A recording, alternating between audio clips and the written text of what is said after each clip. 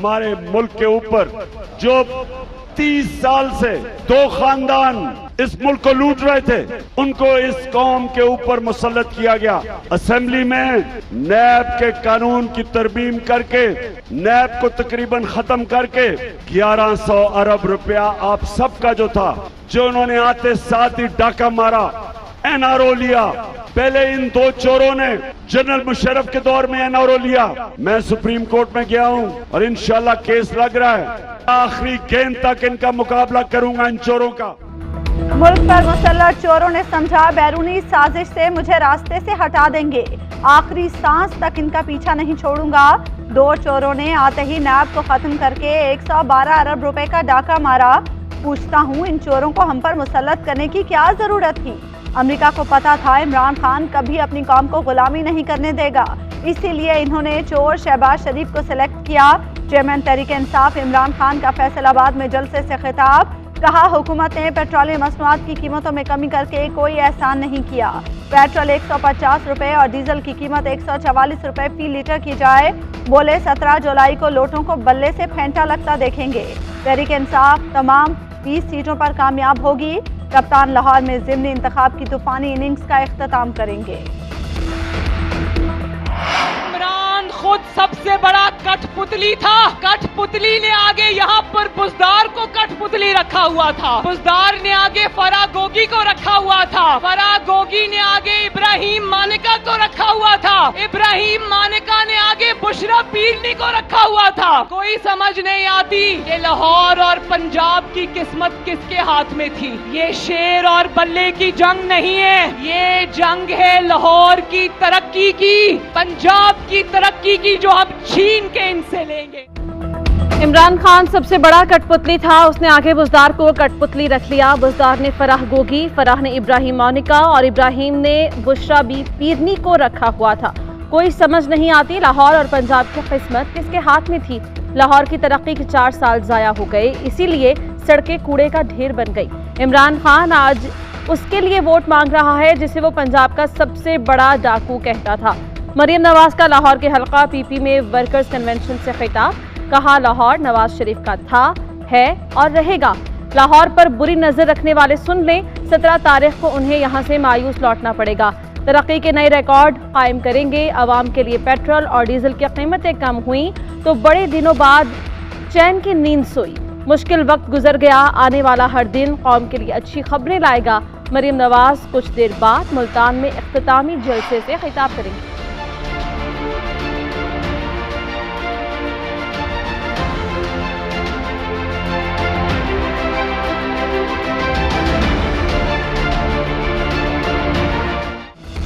तख्ते पंजाब की जंग इलेक्शन मुहिम में 3 घंटे बाकी रह गए। उम्मीदवारों के पास वोटर्स को राम करने के लिए रात 12 बजे तक का वक्त। इंतखाबी हलकों में गहमा गहमी उरूज पर, जलसों, रैलियों और कॉर्नर मीटिंग्स का सिलसिला जारी। सड़कों और चौराहों पर उम्मीदवारों के पोस्टर्स और बैनर्स आवेजा। पोलिंग 17 जुलाई को होगी। इलेक्शन कमीशन की जानिब से तैयारियां मुकम्मल। मजमूई तौर पर 45,79,000 से जायद वोटर्स हक राय दही इस्तेमाल करेंगे।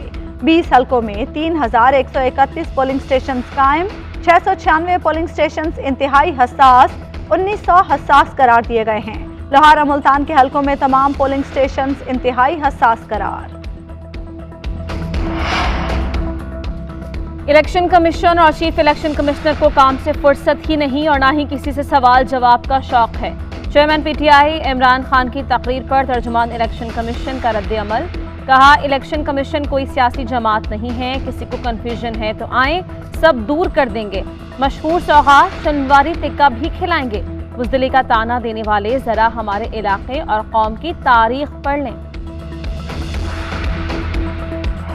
तैयबा गुल इमरान खान साहब के पोर्टल पीएम पोर्टल, वहाँ ये कंप्लेन सेक्सुअल अब्यूज और सेक्सुअल हैरासमेंट की एक खातून ने दर्ज कराई और उसको बजाय इसके कि उसके ऊपर एक्शन लिया जाए, उस खातून को पीएम ऑफिस बुलाकर एबडक्ट किया गया, अगवा करके 18 दिन उनके मुताबिक वहाँ उनको रखा गया। जावेद इकबाल साहब उनको ब्लैकमेल करके सियासी मकासद और पॉलिटिकल विक्टिमाइजेशन, सियासी इंतकाम का मकरू धंधा किया।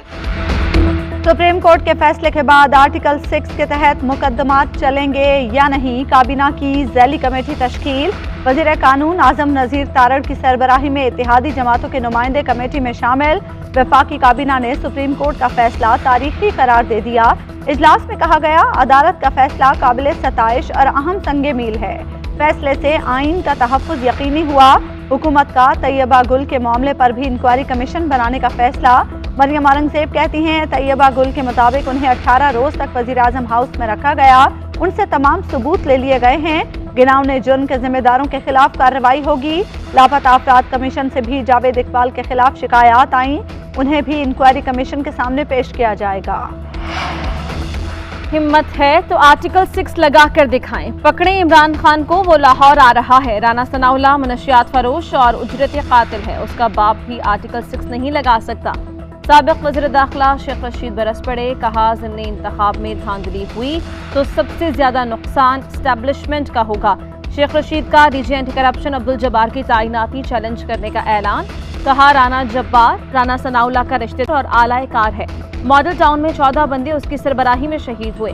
लाहौर हाईकोर्ट ने एंटी करप्शन को शेख रशीद को गैर कानूनी तौर पर हिरासा करने से रोक दिया। 27 जुलाई को एंटी करप्शन और फरीकैन से जवाब तलब।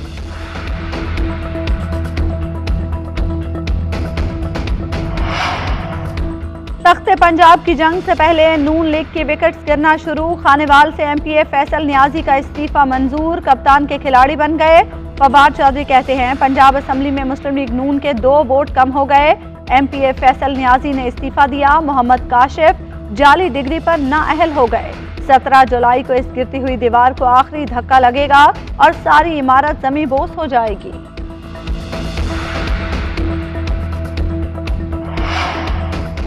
वोटर लिस्टों में संगीन गलतियां, इलेक्शन कमीशन ने हाईकोर्ट में गलती तस्लीम कर ली। सूबाई इलेक्शन कमिश्नर ने बताया, डेटा ऑपरेटर की गलती से 40 लाख लोगों को फौत शुदगान में लिख दिया गया था, जिसे ठीक कर दिया गया। अदालत ने पीटीआई की दरखास्त निपटा दी। सूबाई इलेक्शन कमिश्नर की न्यूज कॉन्फ्रेंस, कहा, किसी मिस्टर एक्स और वाई को नहीं जानता। स्कूल के जमाने में रियाजी में एक्स और वाई पढ़ा था। धांधली के इल्जामात बेबुनियाद हैं। वफाकी वज़ीर दाखिला राना सनाउल्लाह से chief election commissioner Sikandar Sultan Raja का टेलीफोनिक राब्ता। ज़िमनी इंतखाबात के दौरान सिक्योरिटी इंतजामात पर तबादले ख्याल। वज़ीर दाखिला की ज़ेर सदारत इजलास। ज़िमनी इंतखाबात के दौरान सिक्योरिटी इंतजामात का जायजा लिया। इंटेलिजेंस रिपोर्ट्स पर भी गौर। उधर चीफ सेक्रेटरी कामरान अली अफजल की ज़ेर सदारत भी अहम इजलास। पंजाब के ज़िमनी इंतखाबात के लिए सिक्योरिटी और दीगर इंतजामात का जायजा। चीफ सेक्रेटरी पंजाब ने कहा, लाकानूनियत किसी सूरत बर्दाश्त नहीं की जाएगी। हुक्काम को असलहे की नुमाइश पर सख्त एक्शन और कानून में हाथ लेने वालों के खिलाफ बिला इम्तियाज फौरी कार्रवाई का हुक्म। अली अमीन गंडापुर और मकबूल गुज्जर के पाबंदी में दाखिले पर भी पाबंदी।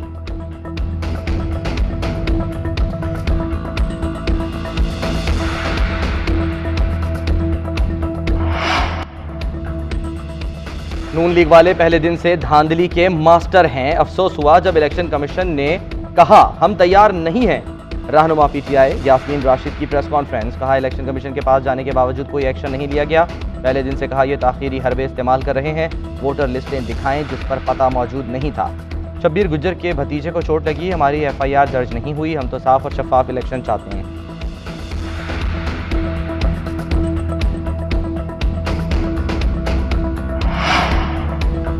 पीटीआई को इजराइल और इंडिया से फंडिंग होती रही, क्या सुप्रीम कोर्ट के फैसले के बाद इमरान खान पर पाबंदी नहीं लगनी चाहिए? इमरान खान पर आर्टिकल 6 क्यों नाफिज नहीं हो सकता?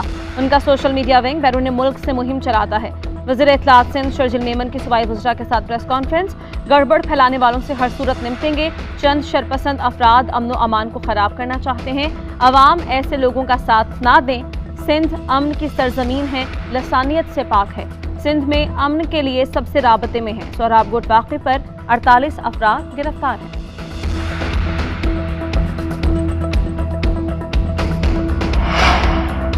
वज़ीर आला सिंध जरदारी माफिया की चापलूसी से वक्त निकाल कर सूबे में अमन सलामती के माहौल की बहाली और तसलसल पर तवज्जो दें। अवाम के जानो माल के तहफ़्फ़ुज़ से लेकर हर शोबे में सिंध हुकूमत नाअहली और निकम्मेपन का इस्तियारा है।